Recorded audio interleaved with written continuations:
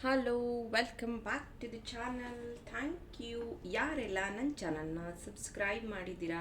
ಇವತ್ತಿನ ಟಾಪಿಕ್ ನಿಮ್ಮ ಪರ್ಸನ್ ಕಡೆಯಿಂದ ಬರ್ತಾ ಇರುವಂತಹ ಮೆಸೇಜ್ ಏನು, ಹಿ ಆರ್ ಶಿ ಅವರು ನಿಮಗೆ ಏನು ಹೇಳೋದಕ್ಕೆ ಬಯಸ್ತಾ ಇದ್ದಾರೆ ಅನ್ನೋದ್ರ ಬಗ್ಗೆ ಈ ಒಂದು ಟಾಪಿಕ್. ಓಪನ್ ಮೈಂಡೆಡ್ ಆಗಿ ಈ ಒಂದು ರೀಡಿಂಗ್ನ ನೋಡಿ. Take what resonate to you, leave behind which is not resonating. Already ಒಂದು ವಿಡಿಯೋನ ಪೋಸ್ಟ್ ಮಾಡಿದ್ದೀನಿ. ಬಗಲಾಮುಖಿ ದೇವಿ ಸಿದ್ಧಪೀಠಕ್ಕೆ ಹೋಗಿದ್ದೆ, ಸೊ ಹಾಗಾಗಿ ಅಲ್ಲಿ ಕುಂಕುಮ ಪ್ರಸಾದವನ್ನು ತಂದಿದ್ದೀನಿ. ಹಾಗೇನೆ ಬಗಲಾಮುಖಿ ಅಂದ್ರೇ ಶತ್ರುಗಳ ಸಂಹಾರ ಮಾಡುವವಳು, ಶತ್ರುಗಳನ್ನು ಸಂಹಾರ ಮಾಡುವವರು. ಹಾಗೇನೆ ನಿಮ್ಮ ವಿರುದ್ಧ ಯಾರಾದರೂ ಪಿತೂರಿ ನಡೆಸ್ತಾ ಇದ್ದರೆ ಅವರನ್ನು ಸೋಲಿಸುವಂಥವರು. ನೀವೇನಾದರೂ ಕೋರ್ಟ್ ಕಚೇರಿ ಕೇಸಲ್ಲಿ ಸಿಗಾಕೊಂಡಿದ್ರೆ ವಿನ್ ನಿಮ್ಗಾಗಬೇಕು ಅಂದರೆ ನೀವು ಈ ದೇವಿಯ ಆರಾಧನೆ ಮಾಡಬಹುದು. ಜೊತೆಗೆ ನಿಮ್ಮ ಲೈಫಲ್ಲಿ ಥರ್ಡ್ ಪಾರ್ಟಿ ಸಿಚುವೇಶನ್ ಇದ್ದರೆ ರಿಮೂವ್ ಮಾಡೋದಕ್ಕೆ, ಅಥವಾ ನಿಮ್ಮನ್ನು ಕಂಡ್ರೆ ಆಗೋದಿಲ್ಲ ಅಥವಾ ದ್ವೇಷದಿಂದ ಇರ್ತಾರೆ ಅವರಿಂದ ನಿಮಗೆ ದೂರ ಆಗಬೇಕು ಅಂದರೆ, ಆಮೇಲೆ ನಿಮ್ಮ ಕೆಲಸಗಳಲ್ಲಿ ಜಯ ಸಿಗಬೇಕು ಅಂದರೆ ಈ ಬ್ರಾಸ್ಲೆಟ್ಸ್ನ ಚಾರ್ಜ್ ಮಾಡಿದ್ದೀನಿ. ಬಗಲಾಮುಖಿ ದೇವಿಯ ಆರಾಧನೆ ಮಾಡಿ ಅಲ್ಲಿ ಸಿದ್ಧಯಂತ್ರ ಅದು, ಸೊ ಅದ್ರ ಮೂಲಕ ನಾನು ಇದನ್ನು ಚಾರ್ಜ್ ಮಾಡಿದ್ದೀನಿ. ಯಾರಿಗಾದರೂ ಬೇಕಾದರೆ ಬುಕ್ ಮಾಡ್ಕೊಳ್ಳಿ. ಇದು ವಾಟ್ಸಪ್ ನಂಬರು. ಈ ನಂಬರ್ಗೆ ಮೆಸೇಜ್ ಮಾಡಿ ಬ್ರಾಸ್ಲೆಟ್ಸ್ನ ಬುಕ್ ಮಾಡ್ಕೊಳ್ಳಿ. ಇದರ ಜೊತೆಗೆ ಕುಂಕುಮಾರ್ಚನೆ ಮಾಡಿಸಿರುವಂಥ ಕುಂಕುಮ ಪ್ರಸಾದನೂ ನಾನು ಕಳಿಸ್ಕೊಡ್ತೀನಿ. ಸೊ ನೀವು ನಿಮ್ಮ ಪರ್ಸನ್ ಬಗ್ಗೆ ನೆನಪಿಸ್ಕೊಳ್ತಾ ಈ ಒಂದು ರೀಡಿಂಗ್ನ ವಾಚ್ ಮಾಡಿ. ಇದೇ 8ನೇ ತಾರೀಕು ಮಾರ್ಚ್ ದಾವಣಗೆರೆಯಲ್ಲಿ 1 ಡೇ ಮನಿ ವರ್ಕ್ಶಾಪ್ನ ಕಂಡಕ್ಟ್ ಮಾಡ್ತಾ ಇದ್ದೀನಿ. ಯಾರಿಗೆ ಇಂಟ್ರೆಸ್ಟ್ ಇದೆಯೋ ಜಾಯಿನ್ ಆಗಿ, ಮಿಸ್ ಮಾಡೋದಕ್ಕೆ ಹೋಗಬೇಡಿ. ನಿಮ್ಮ ಚಕ್ರಾಸ ಕ್ಲೆನ್ಸ್ ಮಾಡ್ತೀವಿ, ಹಾಗೆಯೇ ಸೌಂಡ್ ಹೀಲಿಂಗ್ ಸಹ ಇರುತ್ತೆ. ಈ ಸಮಯದಲ್ಲಿ ಈ ಪರ್ಸನ್ ನಿಮ್ಮನ್ನು ತುಂಬ ಮಿಸ್ ಮಾಡ್ಕೋತಾ ಇದ್ದಾರೆ. 100% ಮಿಸ್ ಮಾಡ್ಕೊಳ್ಳೋದ್ರ ಜೊತೆಗೆ ಅವ್ರಿಗೊಂದು ರಿಯಲೈಸೇಷನ್ ಆಗ್ತಾ ಇದೆ. ಮೇ ಬಿ ನೀವಿಬ್ಬರು ಮಾತು ಬಿಟ್ಟಿರಬಹುದು, ಸ್ವಲ್ಪ ದೂರ ಆಗಿರಬಹುದು, ಚಿಕ್ಕ ಮಿಸ್ಅಂಡರ್ಸ್ಟ್ಯಾಂಡಿಂಗ್ ಬಂದಿರಬಹುದು. ಇದ್ರ ಮೂಲಕ ಅವ್ರಿಗೆ ಅನ್ನಿಸ್ತಾ ಇದೆ, ಈ ಒಂದು ವ್ಯಕ್ತಿನ ನಾನು ತುಂಬ ನೋಯಿಸ್ಬಿಟ್ಟಿದ್ದೀನಿ, ಈ ವ್ಯಕ್ತಿಗೆ ನಾನು ಕೊಡಬಾರ್ದು ಕಷ್ಟ ಕೊಟ್ಬಿಟ್ಟಿದ್ದೀನಿ ಅಥವಾ ಅನ್ನಬಾರದು ಅಂದಿದ್ದೀನಿ ಅನ್ನುವಂಥ ರಿಯಲೈಸೇಷನ್ ಅವರಿಗೆ ಆಗ್ತಾ ಇದೆ. ಇಲ್ಲಿ ಸೌಂಡ್ ಬರ್ತಾ ಇರೋದು ನಿಮಗೆ ಕೇಳಿಸ್ಬಹುದು, ಮೇ ಬಿ ಮೈಕಲ್ಲಿ ಅಷ್ಟು ಕ್ಲಿಯರಾಗಿ ಕೇಳಿಸಲ್ಲ. ಈ ಸೌಂಡ್ ಬರ್ತಿದೆಯಲ್ಲ, ಇದು ರಿಯಲೈಸೇಷನ್ ಅವ್ರಿಗೆ ಆಗ್ತಾ ಇರೋವಂಥದ್ದು. ನಿಮ್ಮ ಪ್ರೀತಿಯಲ್ಲಿ ಇರುವಾಗ ಅವರು ಈ ಒಂದು ಪ್ರೀತಿಯನ್ನು ಟೇಕನ್ ಫಾರ್ ಗ್ರಾಂಟೆಡ್ ತೊಗೊಂಡಿರೋವಂಥದ್ದು. ಅಂದರೆ ಈ ವ್ಯಕ್ತಿ ನನ್ನೇನು ಬಿಟ್ಟು ಹೋಗೋದಿಲ್ಲ, ಇವ್ರು ಮತ್ತೆ ವಾಪಸ್ ಬರ್ತಾರೆ, ಇವ್ರು ಹೀಗೆ ಇರೋದು, ಇವ್ರಿಗೇನಂದರೂ ಪರವಾಗಿಲ್ಲ, ಇವ್ರು ಅಡ್ಜಸ್ಟ್ ಮಾಡ್ಕೋತಾರೆ. ಈ ಥರ ಇದ್ದಂತಹ ಈ ಪ್ರೀತಿನ ಅವರು ಮಿಸ್ಯೂಸ್ ಮಾಡ್ಕೊಂಡಿರುವಂಥದ್ದು ಅಥವಾ ಟೇಕನ್ ಫಾರ್ ಗ್ರಾಂಟೆಡ್ ರೀತಿಯಲ್ಲಿ ತೊಗೊಂಡಿರುವಂಥದ್ದು ಅವರಿಗೆ ಒಂದು ರಿಯಲೈಸೇಷನ್ ಆಗ್ತಾಯಿದೆ. ಇದರಲ್ಲಿ ಅವ್ರಿಗೆ ಅನ್ನಿಸ್ತಾ ಇರೋದೇನು ಅಂತಂದರೆ, ತುಂಬ ಸತಿ ನೀವು ಅವರನ್ನು ಕನ್ವಿನ್ಸ್ ಮಾಡಿದ್ರಿ, ಕಾಂಪ್ರಮೈಸ್ ಮಾಡ್ಕೊಂಡಿದ್ರಿ, ಎಷ್ಟೋ ಸತಿ ಅವ್ರು ಹೇಳಿದಂತಹ ರೀತಿಯಲ್ಲೇ ನಡ್ಕೊಂಡಿದ್ರಿ. ಅಂದರೆ ಮೇ ಬಿ ಅವರು ತುಂಬ ಪೊಸೆಸಿವ್ ಇರಬಹುದು, ನೀವು ಫೋಟೋಗಳನ್ನು ಹಾಕಂಗಿಲ್ಲ DPಯಲ್ಲಿ, ಅಥವಾ ನಿಮ್ಮ ಫೋಟೋನ ಎಲ್ಲೂ ಶೇರ್ ಮಾಡೋಂಗಿರಲಿಲ್ಲ, ಅಷ್ಟೊಂದು ಫ್ರೀಡಮ್ ಇರಲಿಲ್ಲ. ನಿಮ್ಮ ಮನೆಯವ್ರನ್ನಲ್ಲ, ಫಸ್ಟ್ ಆಫ್ ಆಲ್ ಇವ್ರ ಪರ್ಮಿಷನ್ ಇಲ್ಲದೆ ನೀವೆಲ್ಲೂ ಹೋಗೋ ಹಾಗಿರಲಿಲ್ಲ. ಈ ಥರ ಎಲ್ಲ ರಿಸ್ಟ್ರಿಕ್ಷನ್ಸ್ ಇತ್ತು. ಈ ಪ್ರೀತಿಯಲ್ಲಿ ತುಂಬ ಅಂಡರ್ಸ್ಟ್ಯಾಂಡಿಂಗ್ ಏನೋ ಇದೆ. ಆದರೆ ಇವರು ಹೇಳೋದೇನು ಅಂತಂದರೆ, ನನ್ನನ್ನು ಯಾರೋ ಕಂಟ್ರೋಲ್ ಮಾಡ್ತಾ ಇದ್ದಾರೆ ಅನ್ನಿಸ್ತಾ ಇದೆ ಈ ವ್ಯಕ್ತಿಗೆ ಅನ್ನಿಸ್ತಾ ಇರೋವಂಥದ್ದು. ಅಂದರೆ ಮೇ ಬಿ ಥರ್ಡ್ ಪಾರ್ಟಿ ಇರಬಹುದು, ಅಥವಾ ಅವ್ರ ಫ್ಯಾಮಿಲಿ ಮೆಂಬರ್ಸ್ ಇರಬಹುದು, ಅಥವಾ ಅವ್ರ ಫ್ರೆಂಡ್ ಇರಬಹುದು. ಅವರನ್ನು ಯಾರೋ ಒಬ್ಬರು ಕಂಟ್ರೋಲ್ ಮಾಡ್ತಿದ್ದಾರೆ, ಅಂದರೆ ನಿಮ್ಮಿಂದ ದೂರ ಮಾಡೋದಕ್ಕೆ, ಅಥವಾ ನಿಮ್ಮನ್ನು ಮಾತಾಡಿಸದೇ ಇರೋ ರೀತಿ, ಅಥವಾ ಮಿಸ್ಅಂಡರ್ಸ್ಟ್ಯಾಂಡಿಂಗ್ ಬರೋ ರೀತಿ. ಎಷ್ಟೋ ಜನಕ್ಕೆ ನಿಮ್ಮಿಬ್ಬರ ಪ್ರೀತಿ ಇದೆ ಅಂತಲೇ ಗೊತ್ತಿಲ್ಲ. ಮೇ ಬಿ ನೀವಿಬ್ಬರು ಬರೀ ಫ್ರೆಂಡ್ಸ್ ಅಂದ್ಕೊಂಡಿದ್ದಾರೆ ಅಥವಾ ಕಲೀಗ್ಸ್ ಅಂದ್ಕೊಂಡಿದ್ದಾರೆ.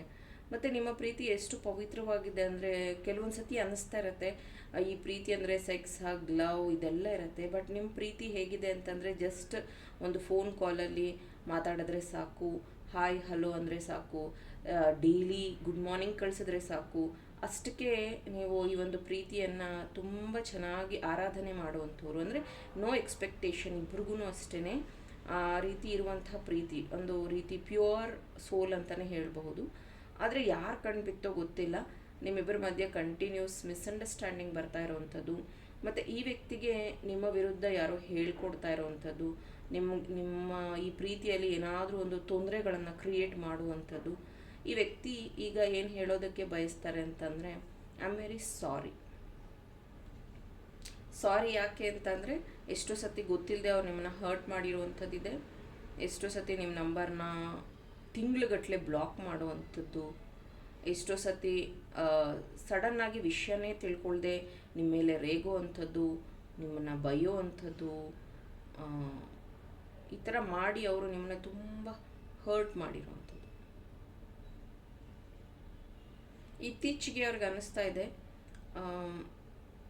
ನಿಮ್ಮ ಹತ್ರ ತುಂಬ ಮಾತಾಡಬೇಕು, ಬಟ್ ಯಾಕೋ ಗೊತ್ತಿಲ್ಲ, ನೀವಿಬ್ಬರು ಮೀಟ್ ಆಗಬೇಕು ಅಥವಾ ನೀವಿಬ್ಬರು ನೋಡಬೇಕು ಅಂದ್ರೂ ಟೈಮ್ ಸರಿ ಹೋಗ್ತಾ ಇಲ್ಲ, ಅಥವಾ ಟೈಮ್ ಕೂಡ ಬರ್ತಾ ಇಲ್ಲ ಅಂತ ಹೇಳಬಹುದು.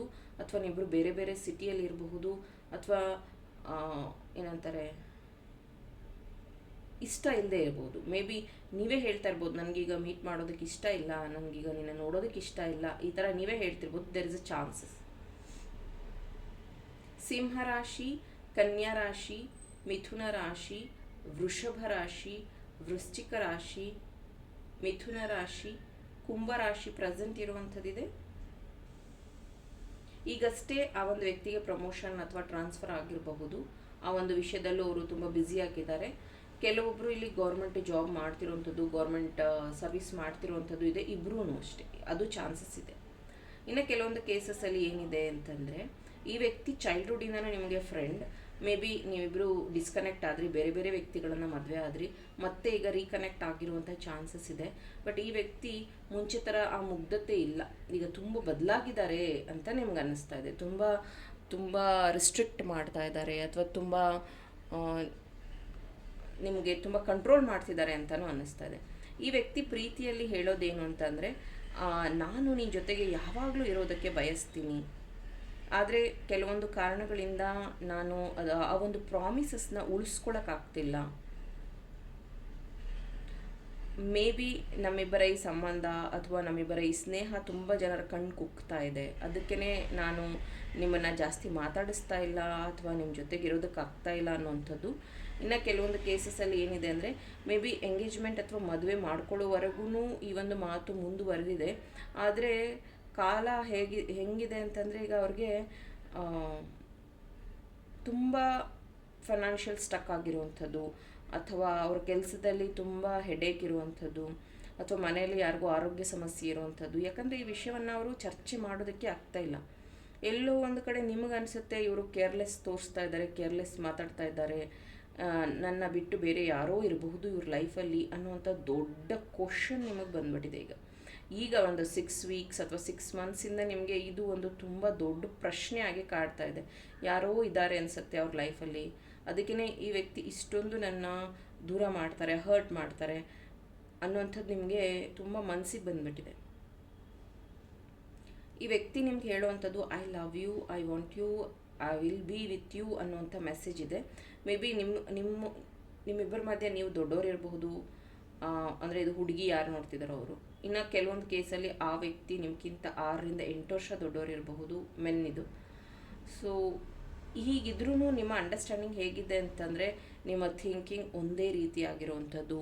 ಅಂದರೆ ಯಾರಿಗಾದರೂ ಹೆಲ್ಪ್ ಮಾಡೋದಾಗಿರಬಹುದು, ಯಾರ್ದಾದ್ರೂ ಬಗ್ಗೆ ಯೋಚನೆ ಮಾಡೋದಾಗಿರಬಹುದು, ನಿರ್ಧಾರಗಳನ್ನು ತಗೊಳ್ಳೋದ್ರಲ್ಲಾಗಿರಬಹುದು, ಇಬ್ಬರದೂ ಒಂದು ಥಿಂಕಿಂಗ್ ಸೇಮ್ ಆಗಿರುವಂಥದ್ದು. ಇಲ್ಲಿ ಇಲ್ಲಿ ನೀವು ಅಥವಾ ಅವ್ರಿಗೆ ಗೊತ್ತಿಲ್ಲ ಯಾರು ಟ್ಯಾಟೂ ಹಾಕ್ಸ್ಕೊಂಡಿದ್ದಾರೆ. ಟ್ಯಾಟೂ ಯಾರ ಕೈಲಿದೆ ನೋಡಿ, ನಿಮ್ಮ ಕೈಲಿ ಅಥವಾ ಅವ್ರ ಕೈಲಿ.